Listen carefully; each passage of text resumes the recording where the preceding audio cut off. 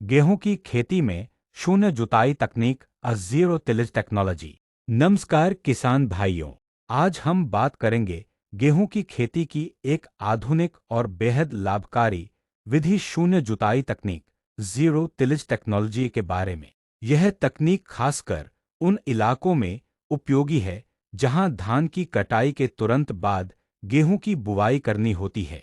पारंपरिक तरीके से खेत की बार बार जुताई में समय और लागत दोनों अधिक लगते हैं, जबकि शून्य जुताई से किसान भाई कम खर्च, कम मेहनत और ज्यादा उत्पादन ले सकते हैं।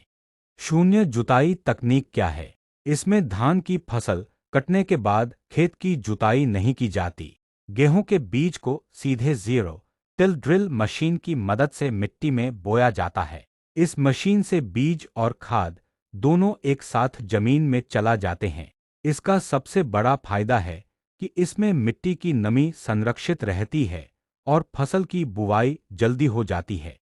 शून्य जुताई तकनीक की विशेषताएं: खेत की जुताई, पाटा और तैयारी की जरूरत नहीं, कम समय में बुवाई संभव, डीजल और श्रम की बचत, धान की पराली जलाने की जरूरत नहीं, मशीन सीधा गेहूं की बुवाई कर देती है, मिट्टी की प्राकृतिक संरचना और जैविक गतिविधि सुरक्षित रहती है।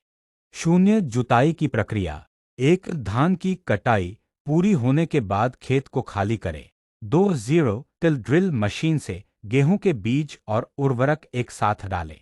3, बीज डालते समय ध्यान दें कि गहराई 4-5 सेमी हो और लाइन से लाइन की दूरी 20-22 सेमी हो।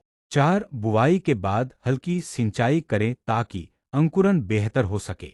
शून्य जुताई तकनीक के फायदे: समय की बचत, खेत की बार बार जुताई नहीं करनी पड़ती, लागत कम, 20 से 25% तक खर्च घटता है, डीजल की खपत कम, मशीन से सीधी बुवाई होने से डीजल कम लगता है, फसल जल्दी पकती है, समय पर बुवाई होने से फसल की अवधि घटती है, मिट्टी की नमी और उर्वरता बनी रहती है, पारिस्थितिकी संरक्षण, पराली जलाने की जरूरत नहीं पड़ती, उपज में बढ़ोतरी, पारंपरिक तरीकों की तुलना में 3 से 4 क्विंटल/हेक्टेयर अधिक उत्पादन। सीमाएं और सावधानियां: जीरो टिलेज ड्रिल मशीन की उपलब्धता जरूरी है। शुरुआती निवेश थोड़ा अधिक हो सकता है। बहुत ज्यादा गहरी पराली या खरपतवार होने पर मशीन का काम प्रभावित हो सकता है।